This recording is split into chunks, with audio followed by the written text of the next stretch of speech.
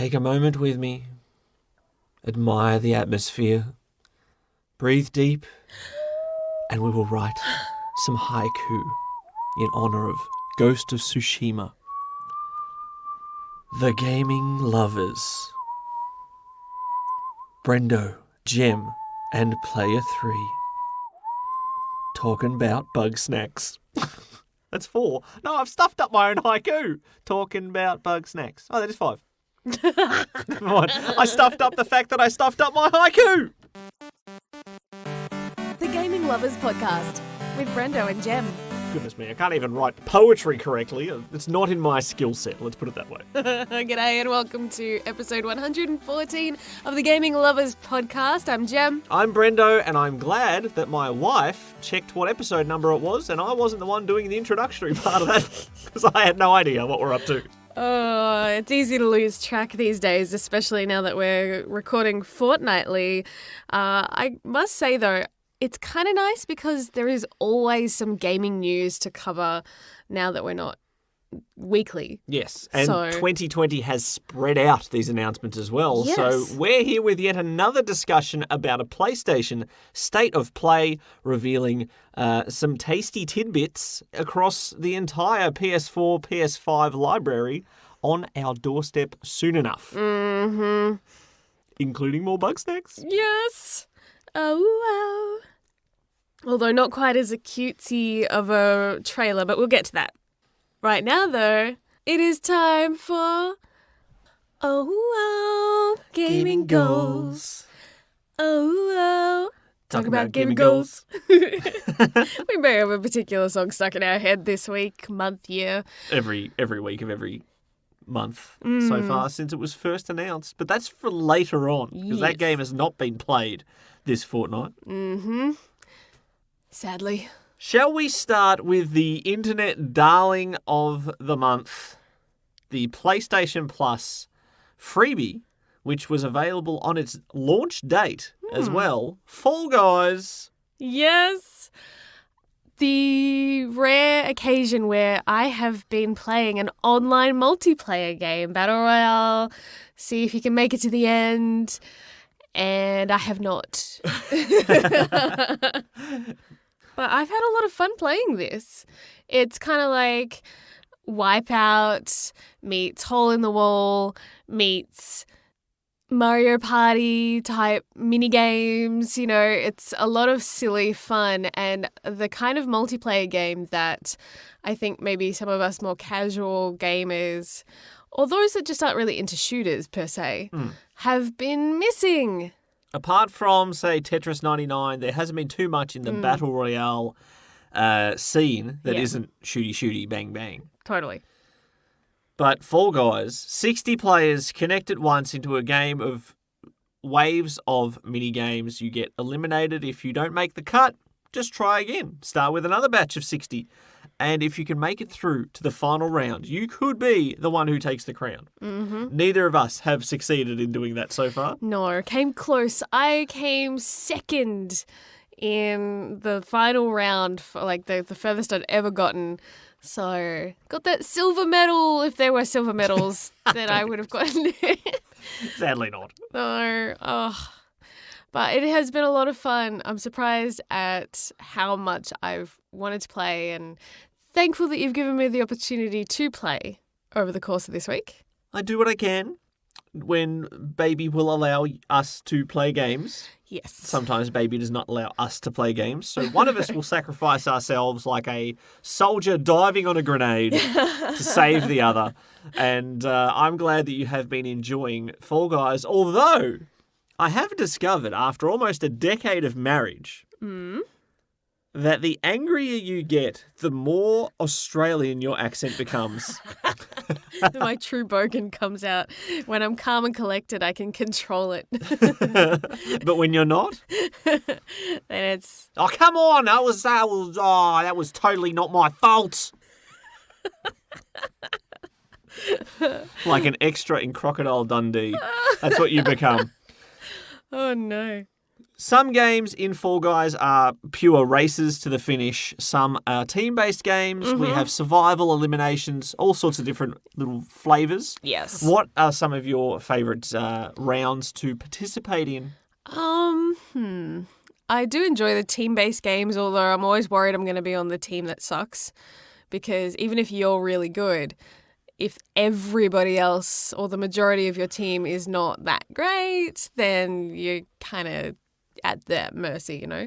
Or if the other teams decide to gang up on your team, that's usually a surefire way that you're going to lose. Because some of those elimination ones, it's not that you have to win to stay alive in the game. It's that you just don't want to lose or have the lowest score. That's right. Some team games are 3-team affairs, and there are some games like the racing to get the ball through the obstacle course and into the goal.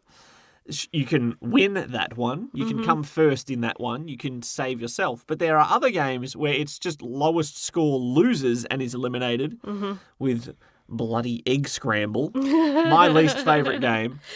But in that event, 2 teams usually just pick on one team and prevent them from getting any points. In which case, if that's you, tough cookies, tough eggs, you're out of the race.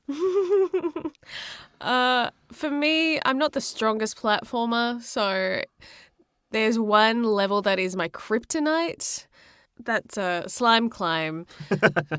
And you've just got an obstacle course that weaves through, and there's slime that slowly rises. If you touch it, you're instantly eliminated. And I have never made it to the top. I've always gotten stuck at a point and then eliminated. It's hard.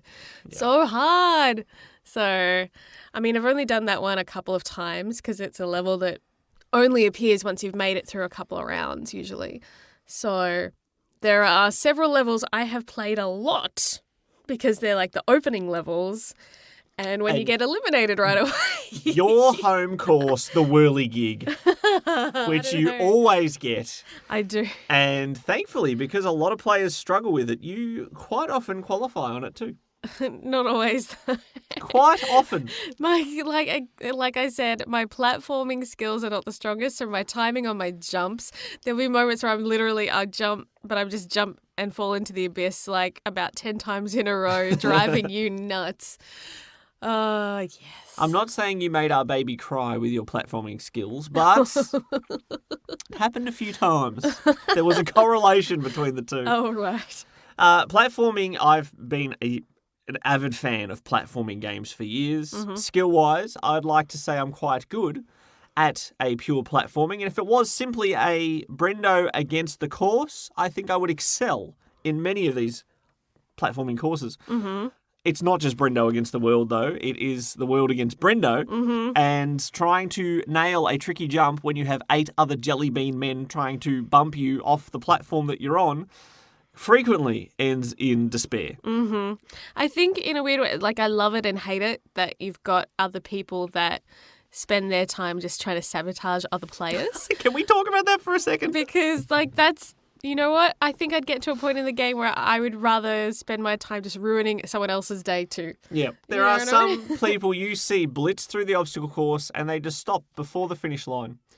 And whichever poor sap runs up to them next will be gripped into a headlock and they will refuse to let go. And it becomes a struggle for the ages as dozens of other people qualify around them.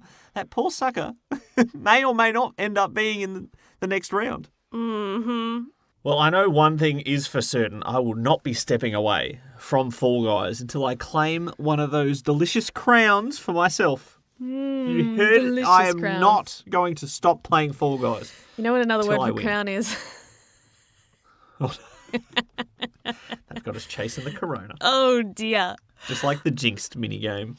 Oh, where you always say people are getting infected with the virus. Oh, no. Oh, gosh. And now we've ebbed into some black humour. Let's veer off course and discuss some of the other antics that you have been up to in your gaming goals. Absolutely. There have been times where I've been able to focus on a new game and get excited about that. That's coming up in a bit. But I've also been doing some trophy hunting, which has worked very well while voice chatting with friends late at night. If I cannot give a game my full attention, I might as well be chatting to a friend while I do it. Very nice. Baby in arms, paused games left and right. But I finally chipped away at the Sonic Forces Platinum Trophy, and I got it. Congratulations. And it is one of the rarest Platinum Trophies I've gotten. I doubt many people had the patience to finish that game, that's why. 100%. Myself, I managed to get a big, large story chunk of Dragon Age Inquisition done.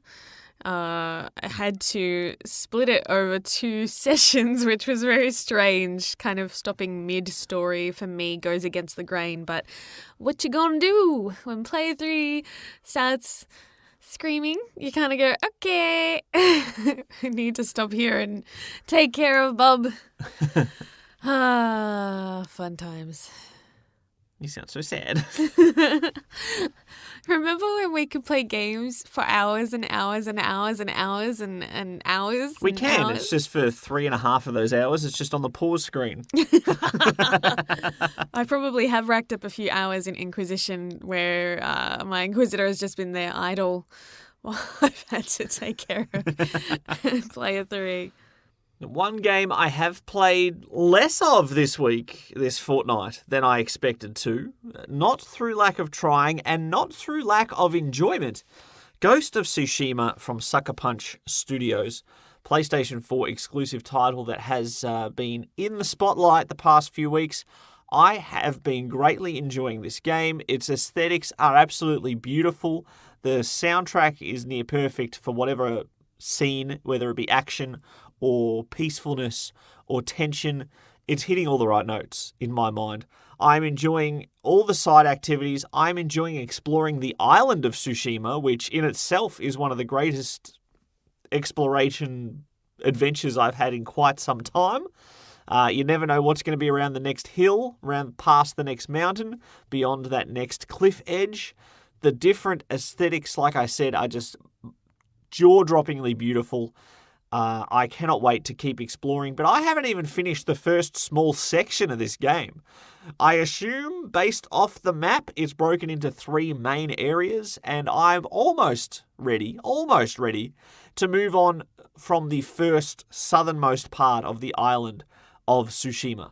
One bit of criticism that has been leveled at this game is that its protagonist, Jin Sakai, some people say he's a bit of a boring protagonist, but at the moment, I have still enjoyed his story progression, his character growth, even in the short time that I've spent with this game. And I think that being so stoic and almost expressionless is part of his samurai upbringing. So I think it fits perfectly with his character.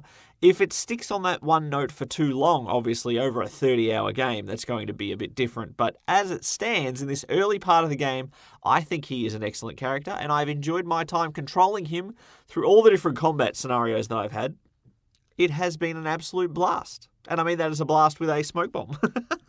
Or a black powder explosion. An absolute blast has been had in Ghost of Tsushima.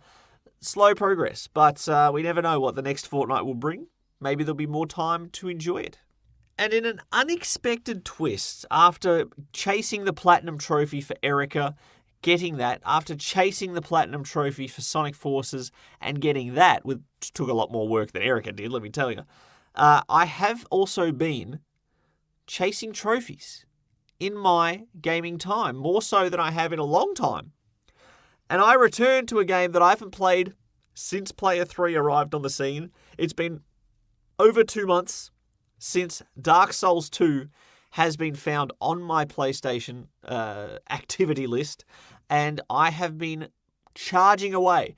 If you remember from months ago on this podcast, I mentioned the fact that I reloaded a cloud save to avoid a catastrophic disaster that I had unwittingly let out upon the world in Dark Souls 2, and didn't want that to affect my chance of a smooth platinum run. I re-downloaded the cloud save that had an unknown amount of gameplay time lost. I immediately regretted my decision, but I charged on recently while voice chatting with my good buddy the Falcon, while trophy hunting in the wee hours of the morning, and I have made it back beyond where I was up to. I have been popping trophies left and right, exploring more places in this game than I've ever seen before, and Dark Souls 2 has pretty much overtaken Tsushima as my primary game at the moment, which surprised me because I thought I would just play it in my spare time. Now, one snag with this game, obviously, is that you cannot pause Dark Souls. There is no pause function. If you try to access your menu, everything still runs. So, player 3 has had a few moments where he has been sleeping peacefully. We've been exploring a dungeon or a tomb or a cavern with no issues. Baby sleeping, wonderful. And yet, as soon as a boss fight, time to try to take on this boss, I'm sure you can imagine what happens. Baby starts crying. Daddy's trying to shield in the game and walk away from the boss while using his other hand to try to put the dummy in the mouth to calm down the baby from crying. It all falls to pieces. Baby gets priority. Brendo dies in Dark Souls. It has been a challenge to play this game as a new father, but I am still all in on the Dark Souls 2 train, more so, I think, than I was 2 months ago. Start of June, I think, was the last time I played this game. And charging on ahead. I've got more armor than I've ever had before. I've leveled up more weaponry than I ever have. I've been using a blacksmith hammer, which was recommended to me by a friend, and it's working pretty well since so many enemies are heavily armored and the strike damage does more to them than slashes or piercing or thrusting, whatever you call it. So it has been treating me well. Dark Souls 2, I think I'm within striking distance of beating this game because although I didn't want to use a guide for Dark Souls 2, there comes a point in a Dark Souls game where you have no idea on earth what you are supposed to do. You have no idea what this key item you just got does. You don't know where you're supposed to use it. You don't know which of the 25 areas you've already been through that this one key, this one special item has to be used in to continue the main quest path. So unless you are paying a incredibly detailed attention to every little bit of information given to you, I don't know how on earth you're supposed to find your way to the end of a Dark Souls game without a guide. I don't know how people do it, but if you have done it, props to you. I've tried as much as I can to play Dark Souls 2 without a guide, 100% without a guide. Didn't happen, obviously, but I'm happy with the 90%, maybe we'll say a 90%, that I have done without guide. And I would think that if this keeps up, by the next podcast, I might have been finished my first playthrough of Dark Souls 2, and whether I continue through to a New Game Plus, which I haven't done in a Dark Souls game yet, maybe that will be the true testament of how much I am enjoying my time with Dark Souls, as long as my son allows me to actually defeat bosses without interruption. And I would say that would be it for Gaming Goals this week. We have had new games, older games, PS3 games, Fall Guys, which we love to play as long as the servers are actually active, which has been very rare for the time frames that we have tried to play in this past fortnight. But overall, there's been a lot of good games played in our Gaming Goals this past fortnight. It is time for us to take a quick peek at the PlayStation State of Play presentation for August 2020. You're listening to the Gaming Lovers Podcast. Want to join the conversation? Visit thegaminglovers.com. Record your comment or question by clicking on the button on the right-hand side, and you could be featured in the next podcast. There is one thing that is definitely keeping us going in lockdown, and that is lots of gaming news, especially lots of Bugsnax. the darling of the internet. Gaming lovers have showered with affection, yes. Old Bugsnax. Flavour of the month, or months, I guess. Oh, Fall Guys didn't last long, did it? Enjoying that, but it doesn't quite have as catchy a song as Bugsnax does. I mean, I do get the menu song stuck in my head a little bit, but not in a good way from Fall Guys. But anyways. No. It's only because we sat on it for so long waiting for the service to connect. Yes, I would love if they would rotate through a couple of songs that might help my sanity. But anyways, state of play. Let's get into all the goodness of what's been announced, what we've got more information for as far as coming up soon games. Yep, the last PlayStation State of Play showed off their hardware and the first-party titles being developed. This time around focuses on third-party titles for the PS4, the PS5 and the PSVR. Yes, some surprising entries including Hitman VR. But we started off with Crash Bandicoot 4, It's About Time. which can be also interpreted as it's about time. Like, yes. This is the topic of discussion, is time. Yes. You played much Crash Bandicoot over the years? No, not much. Because I was a Nintendo girl growing up. I think I maybe played PlayStation once or twice in my youth. Very little. And my friends that did have them weren't really very good at sharing. Oh. So I could watch them play. I wasn't so much really allowed to play. So I kind of didn't like PlayStations and people who owned them for a very long time because... I think the issue from what I'm interpreting here, let me put on my therapist goggles here. Goggles? Do therapists wear goggles? They do now. Yeah, obviously the issue was with the people, not so much the product. But there was a trend. There was more than one. Like they're happy to show off their game, but they're not so much happy to share the controller. Whereas Nintendo was a more like let everybody play together kind of feel. Anyways, so no, I did it in my long answer to your short question. Well, Naughty Dog, the original developer of the first Crash Bandicoot games, they have obviously moved on to bigger and better things and have left this franchise in the dirt behind it. It has had a rough few years, reminds me of a certain Blue Hedgehog's ups and downs, because there have been some sequels to Crash Bandicoot games. There's been The Wrath of Cortex. I think that was the fourth one. Or was it the name of the second one? I don't know. There was one of the games had a subtitle. There was Crash Twin Sanity, where you played as Crash Bandicoot and Neo Cortex handcuffed together in some sort of weird cash-in. It has not been very nice to old Bandicoot, but with the resurrection of the Crash Team Racing games and the HD remasters of the original trilogy, people have wanted some Bandicoot. And as Australians, we know where to get some Bandicoot from the PlayStation. That's where it is. So I, as a long-term Crash Bandicoot veteran, I liked what I saw.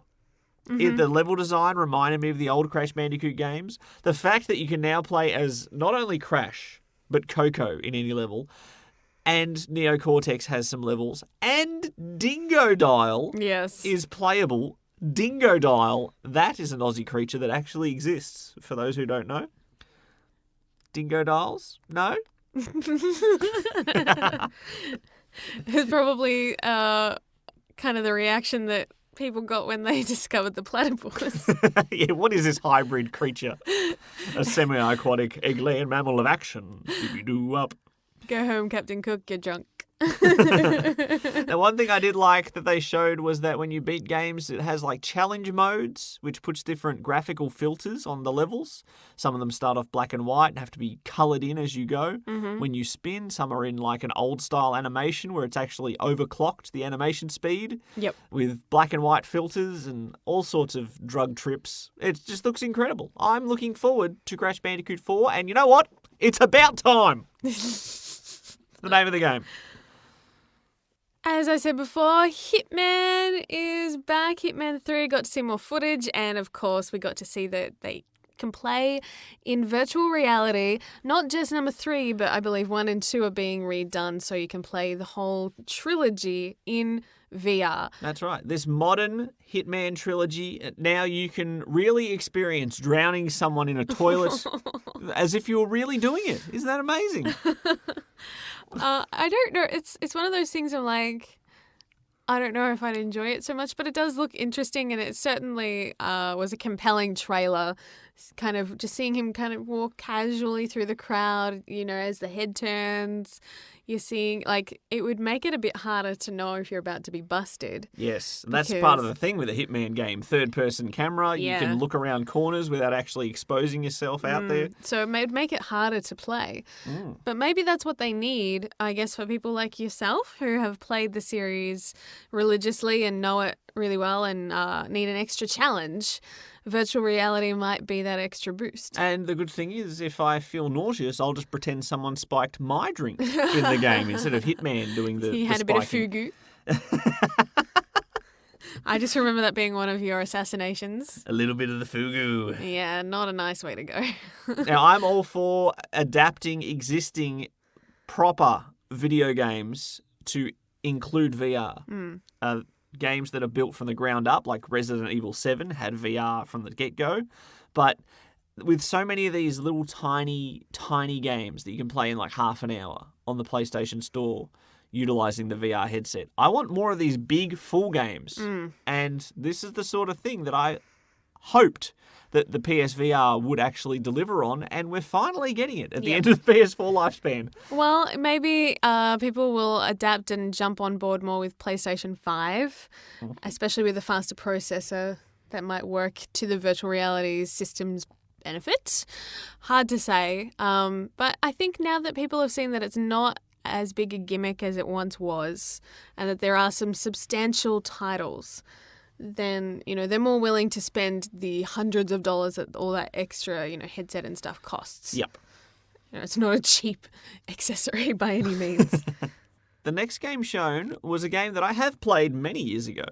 Braid is getting an anniversary edition, and they have made the areas look a little bit more detailed. Yes. But the same time rewinding, platforming puzzle fun is still there in its entirety. If you have not played Braid, it is an enjoyable little romp.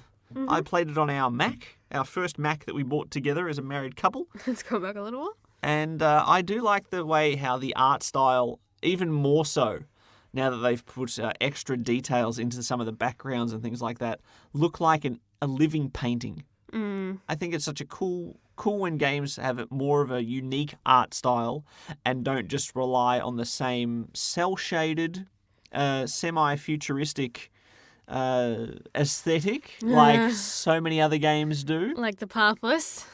Like the Pathless. Yeah.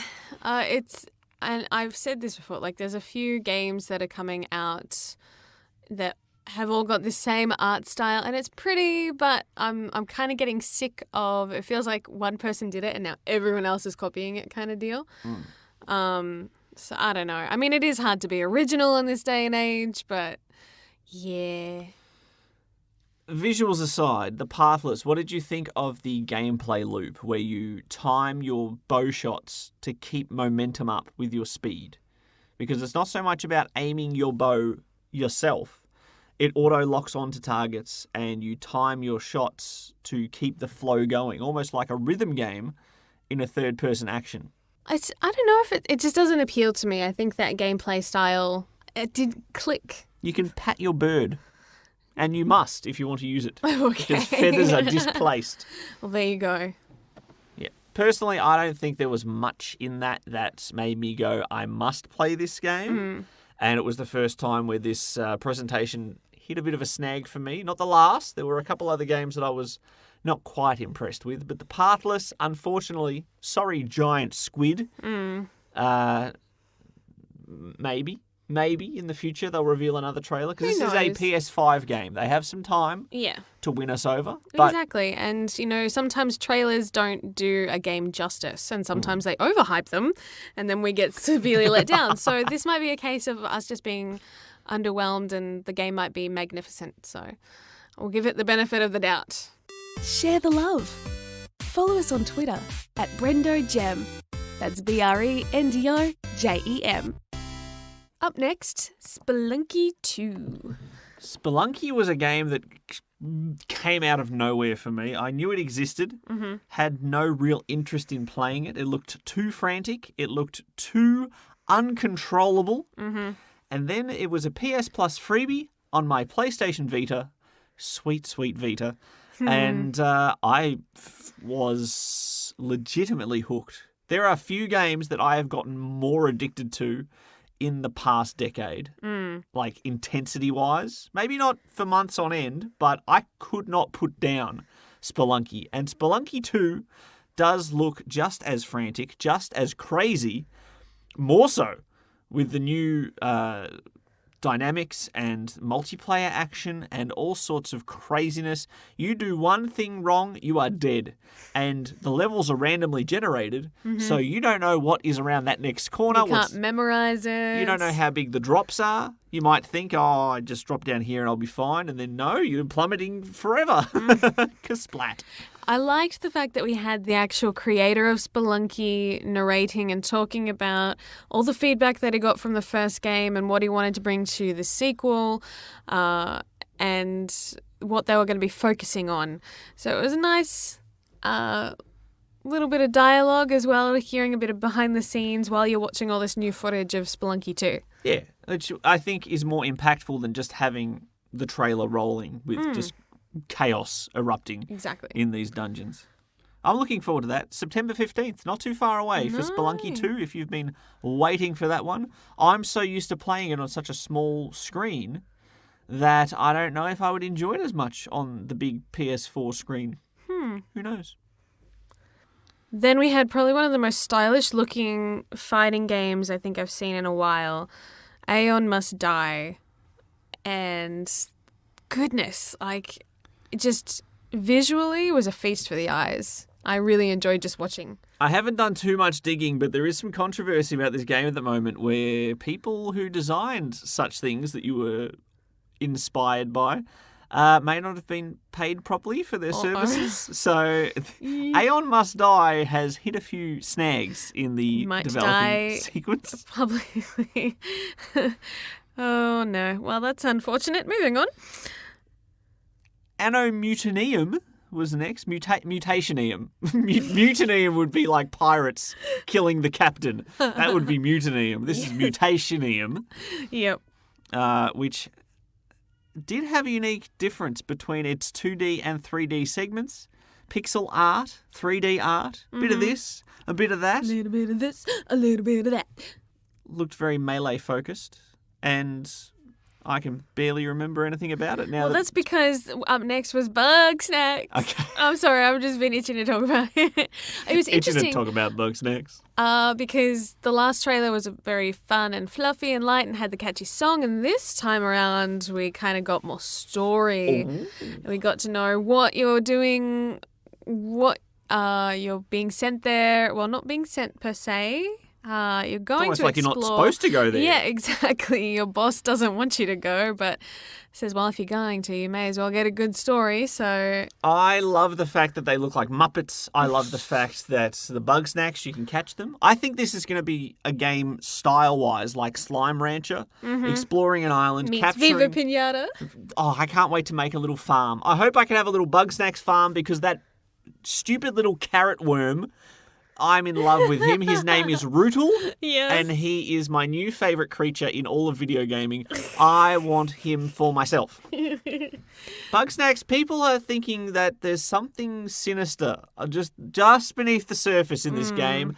I cannot wait. That is, comically enough, forget Spider-Man, forget Horizon Forbidden West. Bugsnax is the PS5 game I think I'm most excited for. Nah. No, I'm not. It's Horizon. But look, it makes for a good Bugsnax story. is up there, though. Going back to the PlayStation VR was Vader Immortal, another Star Wars game, another game where the main villain is Darth Vader because apparently no one likes any of the other villains in the vast universe that is Star Wars, or, you know, can create an original one. But anyways, it's interesting to me because it kind of reminds me of the VR that I did in the States with my sister Natalie, Lady Nat, and right at the end, Darth Vader makes an appearance too, and you've just seen how helpless how easily he swats away any bolts from the pistols, and that's all you're armed with, and you just go, okay, we need to run away now. I wonder if there'll be any kind of those oh crap moments. Because if you're going to go up against Darth Vader, then you need that kind of pant wetting, oh my goodness, I'm about to die moment. Because we all know that if he is the villain that you're supposed to try to take down, that technically you can't succeed unless you want to break canon completely. It doesn't look terrible. The saber throwing feature and catching kind of looks like fun. Whether that gimmick gets old or not, time will tell. It's still not enough to entice me to get virtual reality. I'm so picky. But another Star Wars franchise game, and it doesn't look awful. Hopefully there is more substance to the story. I think that will be key in whether that does well or not at the end of the day. People that have VR will be happy for another entry. Otherwise, it's kind of like, cool. Let's just hope it doesn't turn into Star Wars Connect. Oh, Han Solo. Oh, Han Solo, solo. Oh, nobody wants that stuck in their head again. That's worse than Bugsnax. Oh, sorry. It took me 6 years to get out of my head the first time. Would you play virtual reality Star Wars? I would like to. It probably would have to wait until lockdown ends and I can go and hang out with my good buddy the Falcon, because we're not spending that much money on a VR headset to play lightsaber fun. Mm-hmm. Up next, Control is getting some DLC, some extra story, some more content, more Jessie time. Awe is what it's called. AWE. Awe. Not rowing the boat with it. We are in awe Yes. of Jessie and her mad skills. So happy news for those that are big fans of that game. I want to play it, but I have too much to play at the moment. It was on sale on the PS Store for like a decent price too. And had I been not the father of a new child, I probably would have bought it irrationally and irresponsibly. But I'm a new man and I don't buy games off a whim. Ignore the fact that I'm very, very tempted right now to buy the Dragon Ball Z Kakarot game that isn't even all that good, but I've been on a bit of a Dragon Ball buzz at the moment. Father's Day is coming up soon, honey. Don't jump the gun just yet. The funny thing is when it says Control, I'm like, ooh, Control. Oh, wait, I better not look. Because it's the one trailer on this. It's the one trailer I looked away from when it was on because I don't want to know anything about Control. Even though this is an add-on and new content. I didn't really see anything to me that would be spoilerish. There's so much abstract combat in that game that I wouldn't know where it fits in. So for me, I couldn't see anything. Like there could be, for those who have played the game might go, ooh, that links with this, but for someone who hasn't had the pleasure, even though it was on our radar, it didn't seem like there was any spoilerish content. The next game certainly caught my eye, and all it takes sometimes is just that right little design to make me interested. And Yes. the pedestrian Yes. had me interested. You play as basically the dude or the lady that are on the toilet door signs. Or on street crossing signs, you know, Yes. that little stick figure that is everywhere. And you go between different signs, you go between different courses in the game, whether it be through a construction site or through a shopping centre wall or whatever, I assume. It looks interesting, and it looked so simple at first. I'm like, oh, what a fun little puzzle idea. You know, to connect the little areas that he goes in, you control what goes where. And then they showed what I assume is things from towards the end of the game, because they had so many little plates moving around, trying to line up ladders. And this poor little pedestrian, he is so used to just standing in one spot for years, I assume. He's had his freedom, and I'm looking forward to see where his little adventure is. Why is he on such a grand quest? Is it to find love? We'll find out, I guess. Up next, from Sumo Newcastle and Focus Home Interactive, we got a medieval game, Hood. A bit of Robin Hood action, being outlaws, legends, set in this Dark Ages kind of era.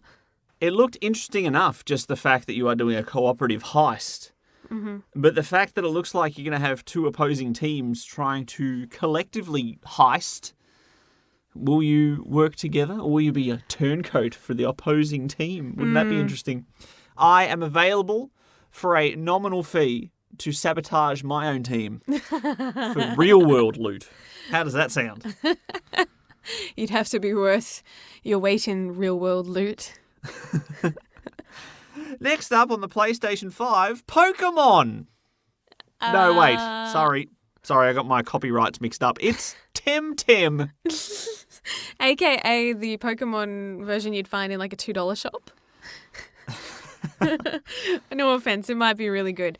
But it's pretty much... Not impressed with the character designs, with the monster designs? It is Pokemon Light, essentially. It is Pokemon Light, but it has one advantage in that it is essentially an MMO, a highly populated online world to catch creatures in. Interesting? Possibly. It is gaining traction on PC, and the fact that it's coming to PlayStation 5, I think, will be a hit for all of those Sony fanboys who refuse to buy Nintendo products these days, but still might have that Pokemon itch in the back of their head. They really should get that checked out, though. That Pokemon itch, it can go out of control if unattended. Now, to wrap up the state of play was a very long explanation of the game Godfall, which I must confess, I tuned out of about partway through. I kind of went, yeah, cool. And my brain kind of, like, I went on standby mode.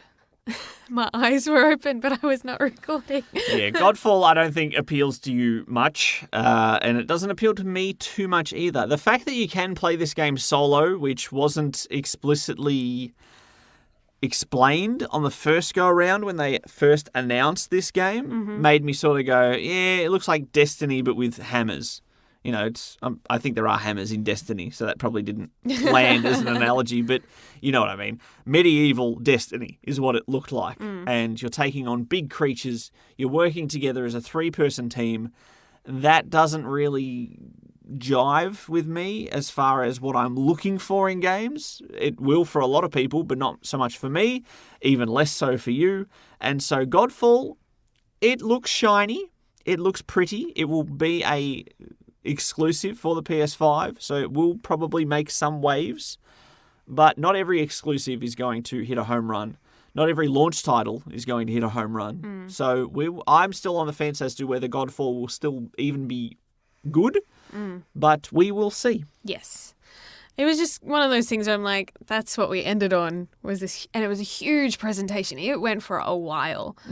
So part of me was a little bummed that was the note that they went out on, but I guess that Sony's putting a lot of faith in it and thinks that it will do well. That's what I get from that, with them investing that much time in the presentation for that game. So it may be really good, and I just might be a jerk. We are jerks, collectively. Overall, I enjoyed this presentation for the most part. There were a lot of games that did appeal to me. The fact that we were talking about more Bugsnax, that's an instant A+ for me. So A+, 2 thumbs up. Well done, Sony. You can do no wrong as long as you keep feeding me those delicious little burger spiders. I'm trying to remember if there are any more events coming up on the calendar that were, supposed to be part of what was, E3 time. There's usually this time of year when we get to enjoy all of the E3 goodness, and it's now been drip-fed to us over the last few weeks. Well, Microsoft will be counterpunching quite soon, and potentially we've got to be getting close to announcing these new consoles' prices. Yeah. So we'll have to wait and see what comes up next, and what's coming up next for us in our video gaming this fortnight. We'll find out after this. Share the love. Like us on Facebook at facebook.com/thegaminglovers. So it is that time again to make commitments and probably not meet them. Gaming goals for the future. What do you intend on playing, beating, executing in the next 2 weeks? I would like to play some more Fall Guys. I don't expect to do very well with all the trophies and such, but there is one that I'd like to get while I can, and I feel like I'm close to infallible to win 5 overall games in a row. No. I would like to get the reach level 10 in a season. I feel like that's a realistic one that I can do in the coming fortnight. Mm-hmm. That's a good gaming goal. Yay! Look at me having a realistic goal for once. And squeezing in some more Dragon Age Inquisition when I'm not a completely brain-dead zombie. Yay! Hooray for parenting. It's so glorious. I can't believe I've spent so long just playing video games and doing whatever I liked. We had it pretty good for quite a few years there, didn't we? I love Play 3. I truly do. There are some days that I genuinely miss being able to marathon a game. And I can't believe I squandered so much of my pregnancy now. I look back and I'm like, you idiot. I was there trying to get you to play games. You wouldn't have it. I was exhausted. And yeah. Oh, well.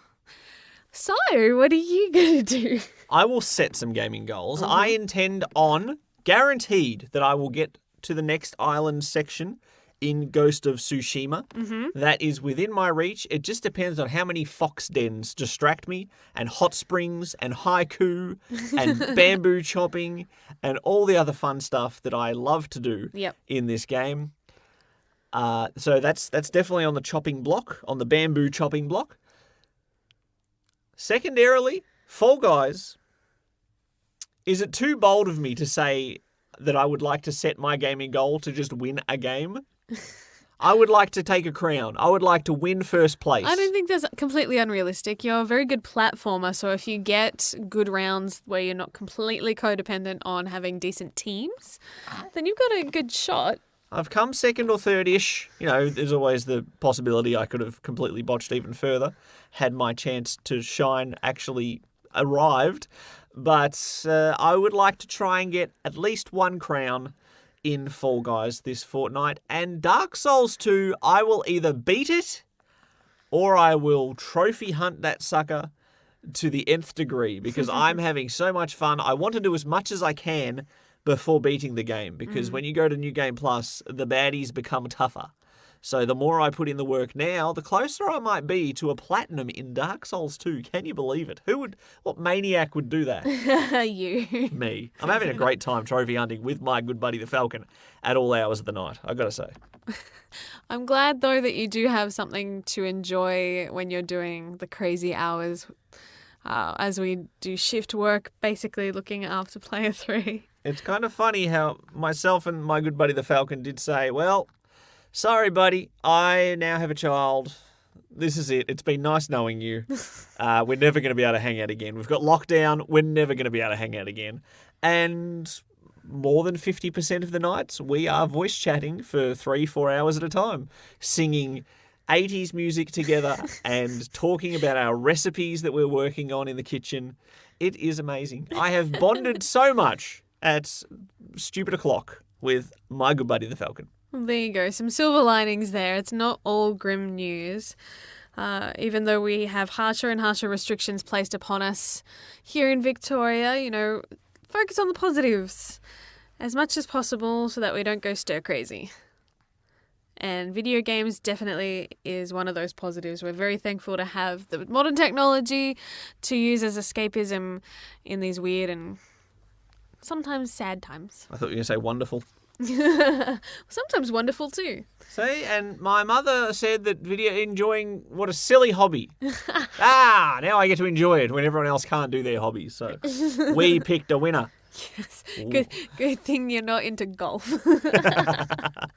Sorry, Sam Newman. Thanks, everybody. We will catch you next fortnight. Until then, bye, Nara. Talk about Chowski. Oh, Chowski. Thanks for listening to the Gaming Lovers Podcast. For more episodes or to watch some live stream gaming, visit thegaminglovers.com.